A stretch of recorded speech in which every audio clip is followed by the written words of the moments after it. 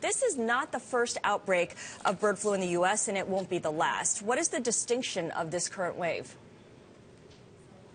We have had outbreaks of avian influenza, and thank you very much for having me on the program.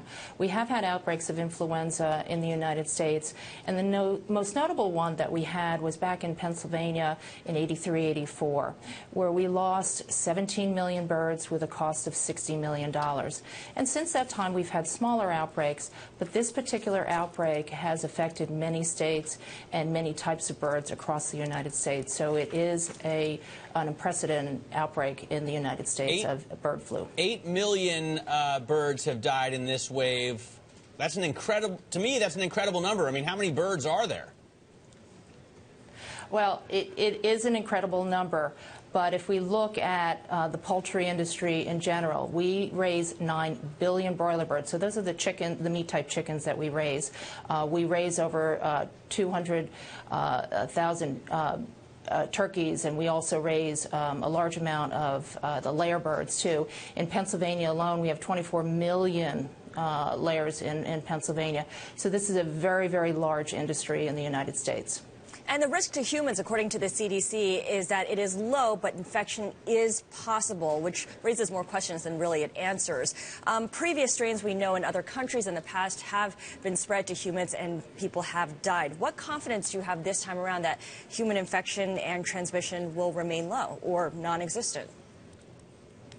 Well, this particular virus has been out in other parts of the world, and it hasn't caused human infection.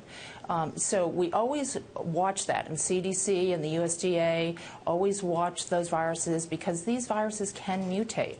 And so we always want to watch that carefully. Right now, the risk is very, very low, and we're watching that. But historically, this virus throughout the world really hasn't caused any human infection.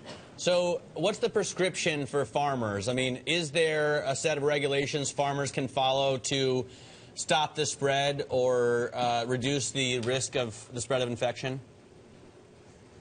Yeah, the important thing is biosecurity, and I'm sure you've heard that comment. What is biosecurity? It really is reducing the risk of that coming onto your farm. So when we go on farms, for example, when I go onto a farm, my vehicle is cleaned inside, outside, clean clothes, take a shower. When I get to the facility, we put on boots, hats, coveralls. We step through disinfectant baths. But beyond that, we have to look at what all is coming onto the farm. Various trucks come onto the farm. Various people come onto the farm.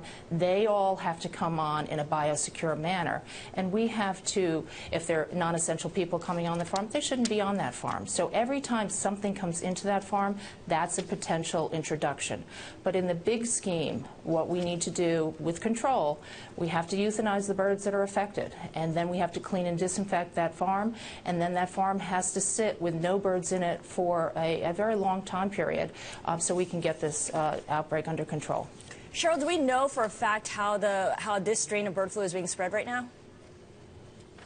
Well, if we start back how it came into the country, we believe wild birds carried that.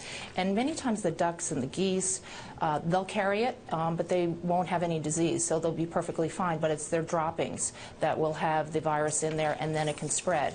And then, again, biosecurity. It's important that we make sure that it doesn't get spread from farm to farm, people dragging it into poultry houses. And that's the key here, is really looking at the biosecurity and making sure we really put that barrier so people don't get onto the farm, and we stop that spread. You mentioned the last big epidemic, which was in 1983-84 in Pennsylvania. It has not reached the Atlantic flyway this time around. Does a windy spring change all of that?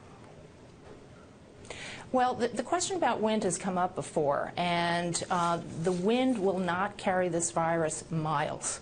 It could carry it on a farm locally, and it actually could carry it potentially on a farm that was close by. And we had an experience in one of the outbreaks, not the '83-'84 outbreak, but we had an experience in another outbreak where it was a very windy spring. And we had an affected farm. And then the next farm downwind got it. And we knew by mapping the prevailing winds that another farm would get it. And the producer actually put plastic all along the side of his house to stop the spread, and it did. But I have to put a caveat in there. We actually, at that point in time, were euthanizing the birds outside of the house. So the wind was carrying the feathers and dander and everything downwind, and we don't do that anymore. So it's important when we do euthanize these birds that they stay within the house for us to depopulate and euthanize in that particular house and not outside.